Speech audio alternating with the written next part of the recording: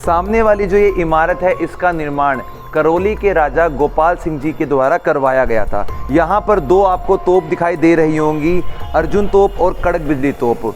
और दोस्तों ये सामने वाला जो पूरा महल है, यहाँ पर राजा रानी के कक्ष कमरे पीछे की तरफ बने हुए हैं और सामने दीवाने आम में होने वाले सारे कार्यक्रम को जो रानियाँ थी इन्हीं जालियों से बाहर की तरफ देखा करती थी। और ये जो पूरा महल है वो काफ़ी बड़ा बना हुआ है। बाहर की इसकी खूबसूरत ये जो पेंटिंग है इसको और भी ज़्यादा खूबसूरत बनाती है। 3 मंजिला बना हुआ यहाँ का ये वाला जो महल है उसके अंदर आपको राजपूताना और मुगलिया समय की जो झलक है वो साफ तौर पर देखने को मिल जाने वाली है। और काफ़ी ऊंचाई पर बना हुआ ये वाला महल करौली की शान कहलाता था। तोप अर्जुन जो है यहाँ के राजा हुआ करते थे, अर्जुन पाल, उनके नाम पर ही समर्पित है और इसको कहीं पर भी हम मूव कर सकते हैं और दुश्मनों को हम हरा सकते थे। ये थी यहाँ की करौली की ताकत। दूसरी तरफ कड़क बिजली जो तोप है वो जब चलती थी तो इसके अंदर से गड़गड़ाहट की आवाज़ आती थी। इसमें तोप का गोला आज भी फंसा हुआ है जो लोगों को दिखाने के लिए रखा गया है। इन गोखों पर यहाँ के सैनिक तैनात रहते थे और ऊपर वाले हिस्से को देखिए, क्या खूबसूरत नीले, हरे और लाल रंगों के साथ में पत्थर पे किया गया बारीक काम। और दोस्तों ऊंचे ऊंचे दरवाज़ों के साथ में सैनिकों की खड़े होने का स्थान, और मदन मोहन मंदिर में इसी रास्ते से राजा रानी जाया करते थे और उनके जो सैनिक हैं जिनके पास में घोड़े होते थे वो यहीं पर तैनात रहते थे। इस रास्ते के पीछे वाले व्यू को जब हम देखते हैं तो देखते ही यहाँ की जो शान है वो बनती है। काफ़ी खूबसूरत वेजिटेबल के कलर का इस्तेमाल इसकी खूबसूरती को बढ़ाने के लिए रंगों के रूप में किया गया है। और दोस्तों इस पूरे दरवाजे के अंदर ढोल नगाड़ों के साथ में सैनिक तैनात रहते थे और सामने की तरफ हमें इसका दिखाई दे रहा है करौली के सिटी पैलेस में आने का मुख्य दरवाज़ा। हाथी यहाँ तैनात रहते थे जिनके ऊपर राजा जो थे वो सवारी कर कर यहाँ पर आते थे। अब दोस्तों इस सिटी पैलेस के अंदर जाने के लिए यहाँ से हमें इसके दूसरे हिस्से में जाना पड़ेगा जहाँ पर हम राजा परिवार के और काफ़ी बाकी चीज़ों को देख पाएंगे।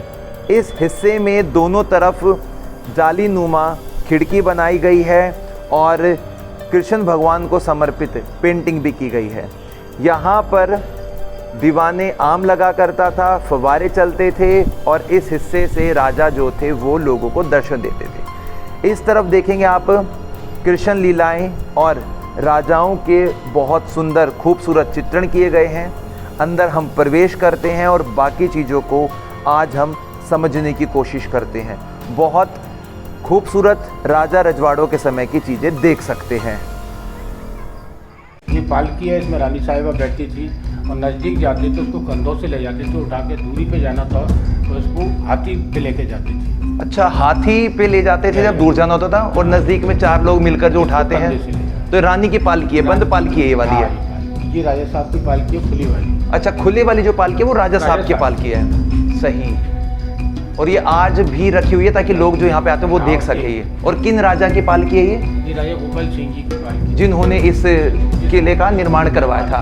अब हम कहाँ पहुँच गए हैं? ये चौक है बीच का। अच्छा, बीच का चौक है और देखो ये पॉइंट दिख रहे हैं आपको, ये वाला पॉइंट है। पहले यहाँ पे फुहारे लगे हुए थे, पानी के फुहारे चलते थे दोनों साइडों। अच्छा, नेचुरल पॉइंट है ये वाली, यहाँ से फव्वारे चलते थे। पानी के फुहारे चलते थे। ये तो कितना गहरा होगा ये? तो इनमें पानी कैसे आता था बिना बिजली के? टैंक से, टैंक से पानी प्रेशर से डालते थे तब यहाँ पे। तो अभी वर्तमान में चलाते हैं इनको क्या? नहीं, बंद पड़े हैं ये। बैठने का क्या, एक प्रकार से पूरा बाग बना रखा था ये, गार्डन टाइप में था ये। और काफी सारे हैं, देखना यहाँ पर एक बार ये फाउंटेन्स के 50 हैं दोनों साइड में। अच्छा, कुल मिलाकर 50 है। तो वर्तमान में कब तक चल रहे थे ये वाले जो? ये यहाँ से खाली करे 1934 में, यहाँ से खाली करके नई कोठी बना ली उन्होंने, भंवरलाल पैलेस। भंवरलाल पैलेस है, भंवरविलास पैलेस। भंवरविलास पैलेस नया बना लिया। तो यहाँ से उन्होंने भी सरकार को सौंप दिया? निजी है उनका। अच्छा, अभी प्राइवेट है, अभी भी है, ठीक है। तो काफी बड़ा पैलेस है। कितने एरिया में फैला हुआ ये? करीब 15-20 एकड़ जमीन है। 15 एकड़ में। और कितना मंजिला ऊपर नीचे बना हुआ है? 3 मंजिल का है। 3 मंजिल का ये। क्या इसके अंदर कोई नीचे के गुप्त तहखाने ऐसे भी बने क्या? हाँ है। और ये खीरी का चौक का क्या मतलब है? ये खीरी का पेड़ था, बहुत बड़ा पेड़ था। खीरी का पेड़? हाँ, खीरी का पेड़। तो उसी के नाम पे इसका नाम रख दिया। खीरी के चौक। अरे वाह, अभी सामने वाला हिस्सा बड़ा बड़ा लग रहा है। इसके अंदर दरबार लगता था, ये राजा दरबार हॉल है। ये दरबार हॉल है ये।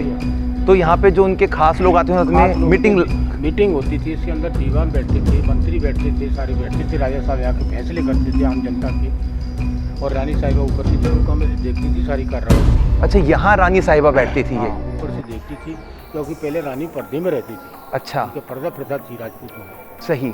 और इसके अंदर पानी भर के कलर डाल के यहाँ पे होली खेलते थे। ये होली चौक होगा इसका? होली कुंड है। तो यहाँ पर सिर्फ राजा और रानियों के जो लोग थे वही आ सकते होंगे, सामान्य लोग नहीं आते होंगे यहाँ पे? तो बाकी सामान्य लोगों के लिए बाहर कोई नई दूसरी व्यवस्था होगी? ये सामान्य लोग जब आते हैं यहाँ पर दरबार लगता था। अच्छा, होली के टाइम में तो फिर पे ही खेलते थे। और इनमें से रानियाँ किस कक्ष में रहा करती होंगी? रानियाँ ऊपर रहती थी। ये ऊपर वाले जो हिस्से हैं, इसमें दासियाँ रहती थी। ये दासियों का कमरा ये? दासियों के कमरे। और कुल कितनी रानियाँ हुआ करती थी? राजा साहब के तो एक ही रानी थी। एक ही रानी थी? दासी तो अनेक थी। उनके कुछ वंशजों के नाम बताएंगे जिन्होंने किला बनवाया, उसके बाद जो वंशज बने उनके कुछ? हाँ, बता दीजिए। राजा गोपाल सिंह जी के वंशज थे। राजा भोमपाल जी, भंवरपाल जी, 2 लड़के थे उनके। अर्जुन पाल जी हुए, देवपाल जी हुए, उसके बाद में गणेश पाल जी हुए, उन्होंने 2.5 साल राज करा। उसके बाद में गणेश पाल जी के विजेंद्र पाल जी, सुरेंद्र पाल जी के कृष्णचंद पाल, वर्तमान में कृष्णचंद पाल। तो ये यदुवंशी हैं, यानी कि भगवान कृष्ण के वंशज हैं। चलिए दोस्तों, यहाँ पर आज हम देख रहे हैं राजा साहब का दरबार हॉल। और इस दरबार हॉल की जो खासियत है ना, वो इनकी दीवारों पे इनके रंगों से आपको छलकती दिखाई दे रही होगी। प्राकृतिक रंगों की उस सुंदर पेंटिंग को, चित्रकला को, फ्रेस्को आर्ट को यहाँ पर आप देख सकते हैं।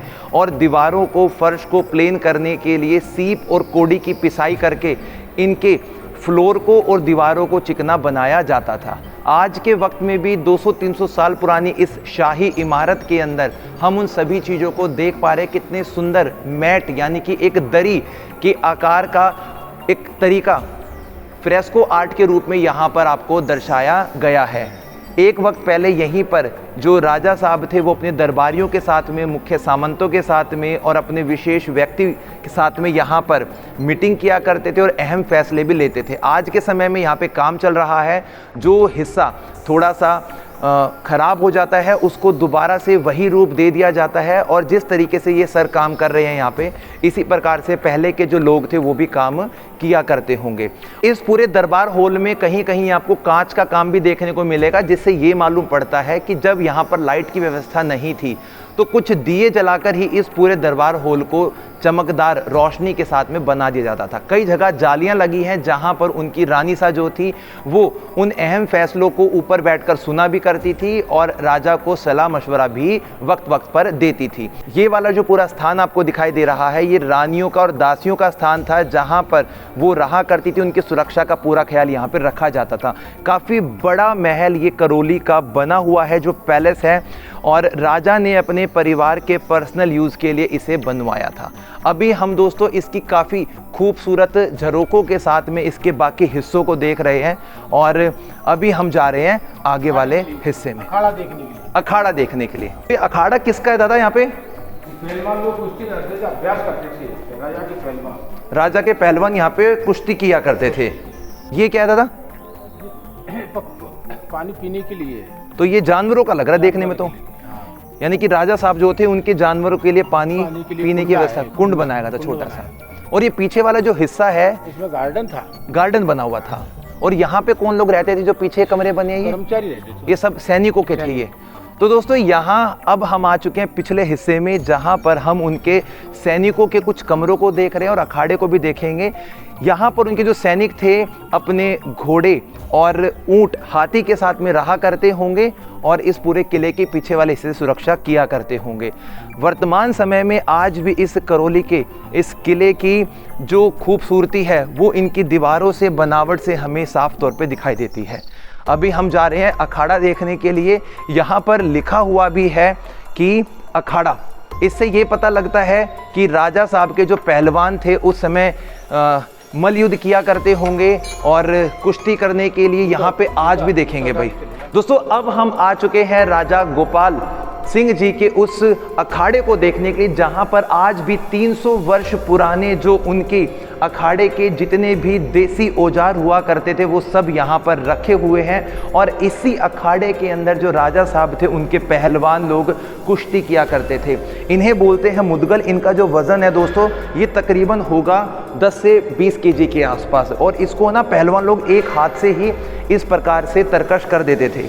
ये वाला जो हिस्सा दिख रहा है ये इसको प्लेन करने के लिए होगा या फिर हो सकता है इसका दूसरा यूज़ होगा। देखो कितने सारे उस समय के जो कहते हैं ना एक पुराने समय के जिम बोलते हैं, जैसे ये लगा लीजिए आप, इसको इस प्रकार से किया करते होंगे या मेरे को सच में पता नहीं इसका दूसरा तरीका क्या है। और कुछ यहाँ पर ये जो आपको दिखाई दे रहे हैं ना, मैंने एक जगह फिल्म में देखा था कि इसमें ऐसे हाथ डाल के इसको ऐसे उठाया करते हैं। तो देखो कितने अलग अलग वेट के, जैसे ये 5 केजी का होगा, ये देखिए भैया आप तकरीबन 7.5-10 केजी के आसपास होगा। शायद इसके अंदर लकड़ी डाल के उसको उठाया करते होंगे। काफ़ी सारे मुदगल रखे हैं यहाँ पे।